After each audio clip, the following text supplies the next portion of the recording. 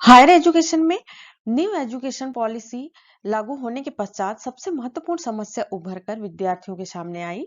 वो ये कि मेजर विषय के अंतर्गत कितने पेपर होंगे तथा माइनर की क्या भूमिका होगी तथा इसका सिलेबस क्या होगा। अक्सर विद्यार्थी ये प्रश्न लेकर के हमारे समक्ष प्रस्तुत हो जाते हैं। नमस्कार, मैं डॉक्टर उमा मुर्मू, सहायक प्राध्यापक इतिहास।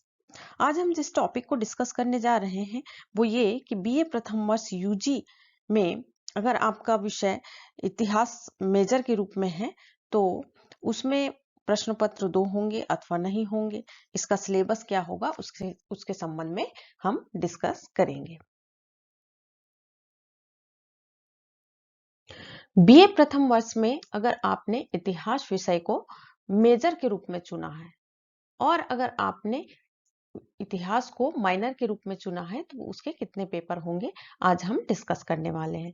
तो अगर आपने इतिहास को मेजर के रूप में चुना है तो उसके जो होंगे वो 2 पेपर होंगे, जिसमें पहला प्रश्न पत्र होगा आइडिया ऑफ भारत यानी कि भारतवर्ष की अवधारणा, ये प्रथम प्रश्न पत्र के अंतर्गत होगा।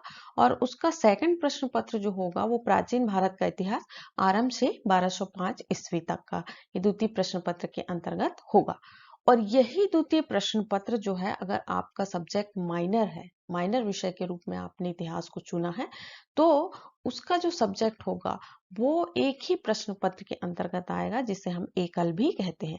यानी कि इसमें क्या होगा कि अगर आपने मेजर इतिहास को मेजर के रूप में चुना है तो उसके 2 पेपर पढ़ने पड़ेंगे, जिसमें आइडिया ऑफ भारत प्रथम प्रश्न पत्र और द्वितीय रहेगा प्राचीन भारत का इतिहास आरंभ से 1205 ईस्वी तक का।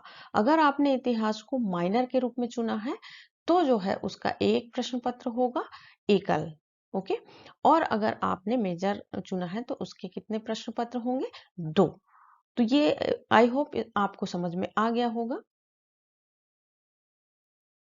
अब चलिए सिलेबस की ओर बढ़ते हैं।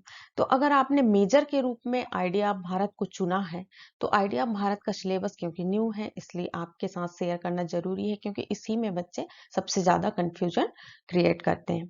तो सबसे पहला यूनिट जो होगा वो होगा भारतवर्ष की अवधारणा। उसके पश्चात जो है भारतवर्ष की अवधारणा के अंतर्गत जो सब टॉपिक होंगे वो होंगे भारतवर्ष को समझना, नंबर 1। नंबर 2 भारत के पर्यायों की शाश्वतता। और नंबर 3 पे आएगा टॉपिक समय और अंतरिक्ष की भारतीय अवधारणा। और चौथा होगा भारत की इतिहास दृष्टि।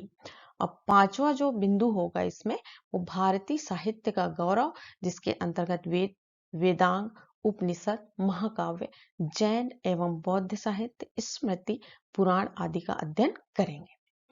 अब चलते हैं द्वितीय इकाई की ओर।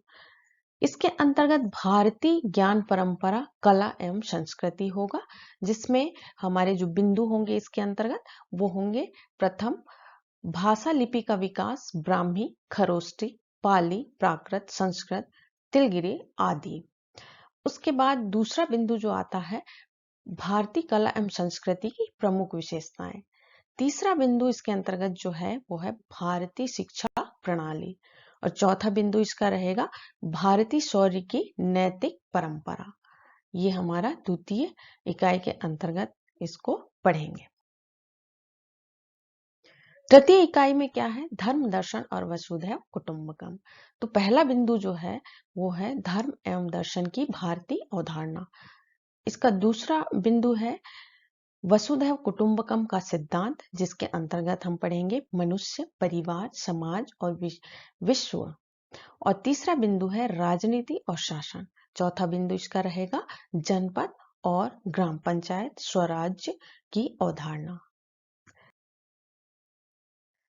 चतुर्थ इकाई के अंतर्गत हम पढ़ेंगे विज्ञान, पर्यावरण और चिकित्सा विज्ञान, जिसके अंतर्गत जो बिंदु हम पढ़ेंगे वो है प्राचीन भारत में विज्ञान एवं प्रौद्योगिकी। इसका दूसरा बिंदु है पर्यावरण संरक्षण, भारतीय दृष्टिकोण। तृतीय बिंदु है इसका स्वास्थ्य जागरूकता, जिसके अंतर्गत जीवन विज्ञान, आयुर्वेद, योग और प्राकृतिक चिकित्सा। और चौथा बिंदु है इसका भारतीय अंक प्रणाली और गणित। अब पंचम इकाई के अंतर्गत हम देखेंगे भारतीय आर्थिक परंपराएं, जिसके अंतर्गत जो है सब टॉपिक होंगे भारतीय आर्थिक विचार, द्वितीय बिंदु जो होगा इसका भूमि, वन एवं कृषि की अवधारणा। तृतीय जो बिंदु है वो है उद्योग, अंतर्देशीय व्यापार और वाणिज्य। और सबसे अंत में हम देखेंगे समुद्री व्यापार चौथे बिंदु के अंतर्गत। विद्यार्थियों, आई होप ये आपको पसंद आया होगा और सिलेबस में भी आपको किसी भी तरह की परेशानी नहीं होगी। जब कभी भी आपको देखना है चाहें तो इसको स्क्रीनशॉट करके भी रख सकते हैं और इसका आप निरंतर अध्ययन करते रहें। Thanks for watching.